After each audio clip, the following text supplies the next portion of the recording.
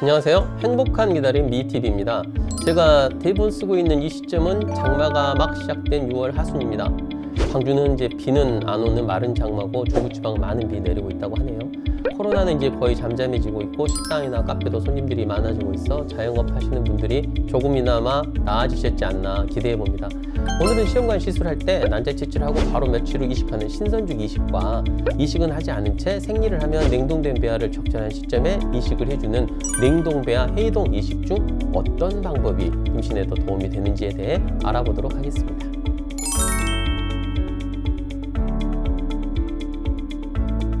꼭 그렇진 않습니다. 2017년 1892명의 여성을 대상으로 한 연구를 보면 정상 분만율이 신선주기 이식에서 58%였고 냉동주기에서는 56에서 65% 사이로 보고되었습니다. 2018년에 83,000건의 보다 대규모 연구를 보면 중요한 전제 조건 하나가 추가됩니다. 즉 그냥 신선과 냉동을 대놓고 비교하면 결과를 알 수 없었지만 채취 개수별로 나눠서 비교했더니 매우 흥미로운 결과가 나왔는데요. 일단 난자 채취 개수를 하나에서 5개까지는 저반응군, 6개에서 14개까지는 중간 반응군, 15개 이상을 과반응군으로 나눈 후 각각 신선주기와 냉동배아 이식을 한 후 임상임신율, 정상분만율, 유산율, 단태아 출생 체중을 비교했습니다.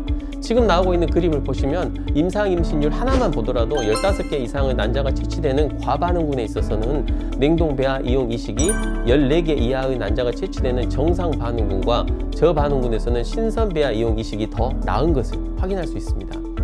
다른 두 연구까지 보면 15개, 특히 20개가 넘게 난자가 채취된 군에서는 냉동배아 이용 이식이 통계적으로 훨씬 유의하게 높게 임신율이 나타났습니다.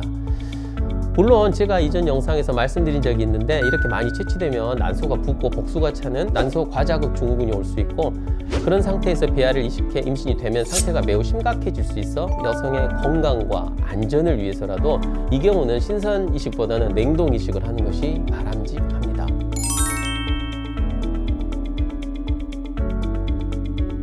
지금 연구 제목 하나가 나오고 있는데요. 2017년 미국의 보조생식술 감시체계에 보고된 43만 5,765건의 시험관하기 시술을 분석한 거고요. 결과를 보시면 37세 이상에서는 모든 군에서 신선주기에 비해 냉동주기가 임신율이 좋습니다.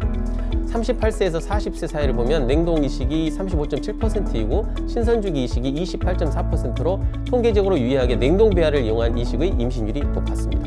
이 연구는 단지 현상에 대한 것을 통계적으로 분석을 한 것이고 왜 이런 결과가 나왔는지까지를 제시하고 있지는 못합니다. 하지만 어마어마한 데이터베이스를 토대로 한 연구 결과니까 절대 무시할 수는 없다고 생각합니다.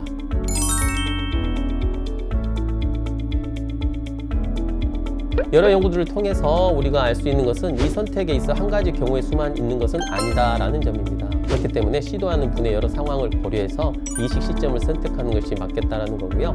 요약해보면 아까 언급한 대로 다낭성 난소 증후군 등이 있어 난자가 15개 이상 채취되어 난소 과자극 증후군의 우려가 되는 분들은 냉동배아 이식이 맞겠습니다. 15개 미만으로 나오고 난소가 그렇게 심하게 붓지 않은 상황이면 신선주기로 하시는 것이 맞겠습니다.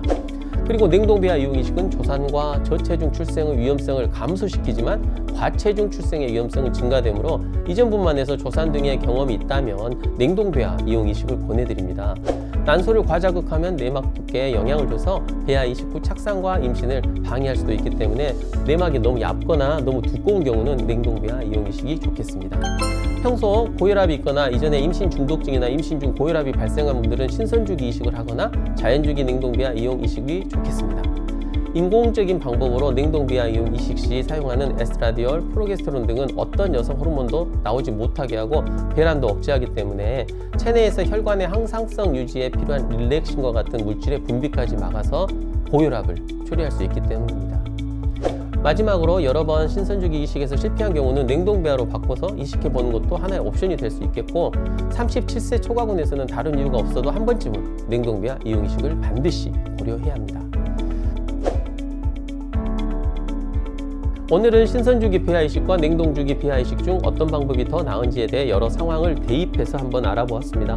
한 가지 중요하게 이전과 달라진 경우의 수 하나는 난자 채취 개수 구간에 따라서 선택지가 달라질 수 있다는 것이고요.